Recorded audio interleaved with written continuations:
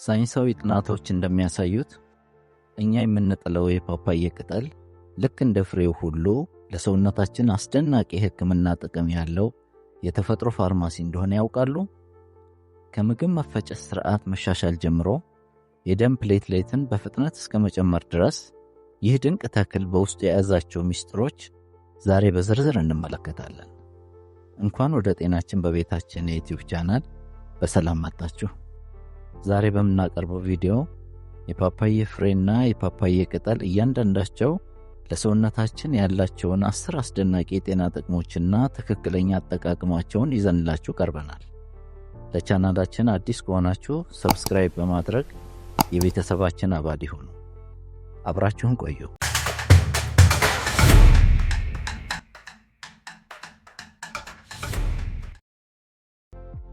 ፓፓዬ በተለይ በሐሩር ክልል የሚበቅልና መላው አካሉ ለጤናችን እጅግ ጠቃሚ የሆኑ ንጥረ ነገሮችን የያዘ ድንቅ ተክል ነው።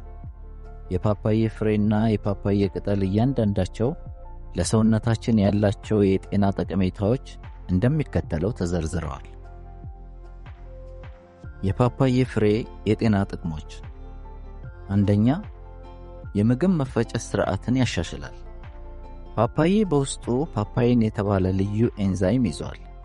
ይህ ኤንዛይም በምግባችን ውስጥ ያሉ ፕሮቲኖችን በቀላሉ ሰባብሮ እንዲፈጭ ስለሚያደርግ የሆድ መነፋትንና የሆድ ድርቀትን በአስተማማኝ ሁኔታ ይከላከላል።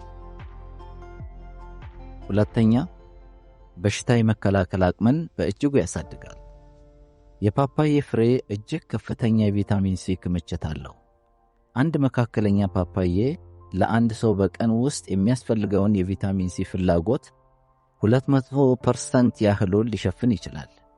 ይህም ነጭ የደም ሴሎችን በማጠናከር ሰውነትን ልዩ ልዩ ኢንፌክሽኖችንና ጉንፋን እንዲከላከል ይረዳል። ሶስተኛ፣ የልብ ጤንነትን ይጠብቃል።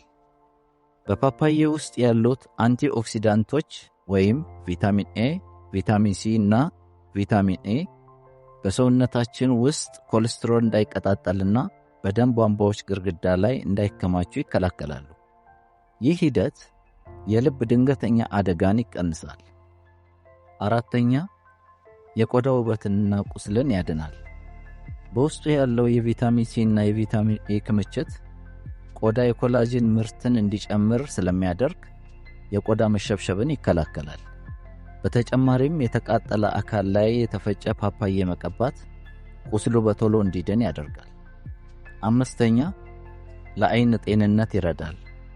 ፓፓዬ ለዓይን እይታ ጥራት ወሳኝ የሆነውን ቪታሚን ኤ እና ሉቲን የተባለው አንቲኦክሲዳንት ይዟል። ይህም በተለይ በዕድሜ መግፋት ምክንያት የሚመጣን የዓይን እይታ መጋረድንና መበላሸትን ይከላከላል።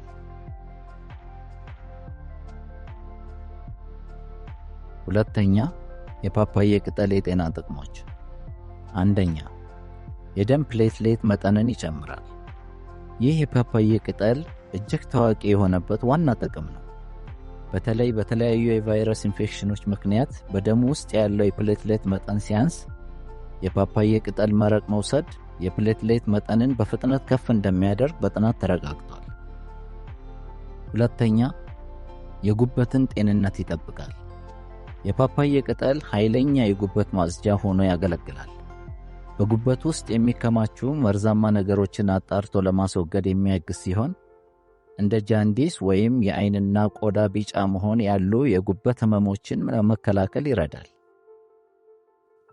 ሶስተኛ፣ የደም ስኳር መጠንን ያረጋጋል። በባህላዊ ሕክምና ውስጥ የፓፓዬ ቅጠል ለስኳር ህመም ማስታገሻነት በስፋት ጥቅም ላይ ይውላል። የቅጠሉን መረቅ የኢንሱሊን ሥራን ስለሚያነቃቃ በደም ውስጥ ያለውን ትርፍ ስኳር ለመቀነስ ይረዳል። አራተኛ፣ ለፀጉር እድገትና ለፎሮፎር ፍቱን ነው። የፓፓዬ ቅጠል ጭማቂ በውስጡ ካርፓይን የተባለ ውህድ ይዟል። ይህ ውህድ በራስ ቅል ላይ የሚፈጠሩ ባክቴሪያዎችንና ፈንገሶችን ስለሚዋጋ ፎሮፎርን ያጠፋል፣ የፀጉር እድገትንም ያፋጥናል።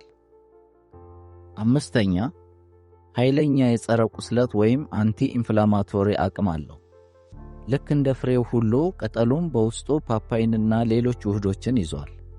ይህ ባህሪው በሰውነት ውስጥ የሚፈጠሩ የውስጥ እብጠቶችን፣ የጡንቻ ህመሞችንና የመገጣጠሚያ ህመሞችን ለማስታገስ ትልቅ እገዛ ያደርጋል። የአጠቃቀም ዘዴዎች የፓፓዬ ፍሬ በንጽህና አጥቦ ልጦና ከትፎ በጥሬው መመገብ ወይም ከሌሎች ፍራፍሬዎች ጋር በሰላጣ መልክ መውሰድ ይቻላል።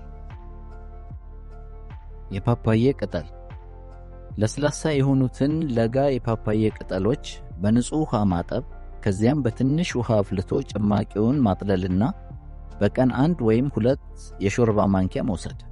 እዚህ ላይ ጣዕሙ መራራ ስለሚሆን ጥቂት ማር መጨመር ወይም ቅጠሉን በውሃ ውስጥ በማፍላት እንደ ሻይ መጠጣት ይቻላል።